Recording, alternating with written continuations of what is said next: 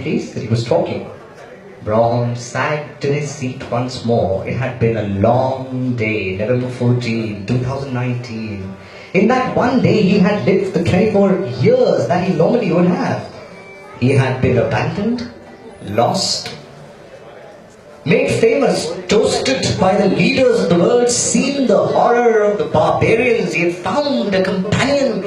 He was only beginning to close his eyes and ease his mind when he was forced to jump up by the shrill sound of his phone ringing. The caller tune sang of the Nowhere Corp's latest advertisement song that Eva had set on his phone. He saw who the caller was. It flashed. Mr. God calling. He sat up. There had to be something urgent that Mr. God needed to know. He picked up and firmly said, "Hello." But his reality had all suddenly changed. Where had he come to be? What lands were these? Where had he woken up? Around him stood a building, darkness that was blinding, high trees that made the moon invisible. He was in some kind of forest, all alone amid thick grass, wet ground.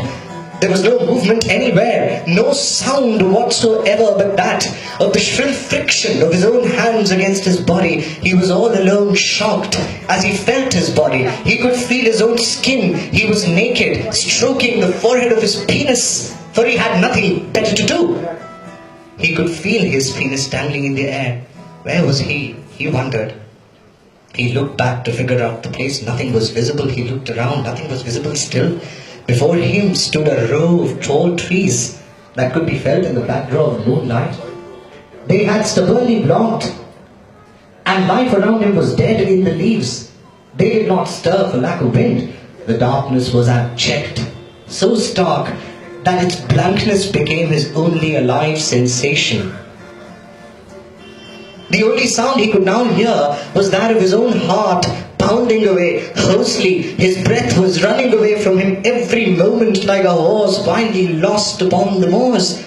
He violently called out for his friend, as he could distinctly recall that he was there with him a few seconds back. Yet he had no voice. He had no voice. He could not hear his greatest efforts to shout, only his bursting veins and increasing heartbeat.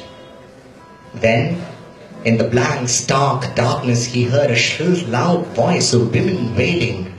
Fair is foul, foul fair, hover through the fog and fill the air. Where had he come? What voices were these? The witches of Macbeth? He was in the world of his own fear. Fear fertile, fear chilling him to his bones, a fear dark and demonic, fear sexual and shamanic. He felt that there was grass around him. At least the grass had life, though he could see nothing still. He could also feel that he was on some sort of path that led him both backward and forward with grass-like dull sensations on his either side. Suddenly the ghastly silence was blasted by a terrible roar of an animal that Brome unmistakably felt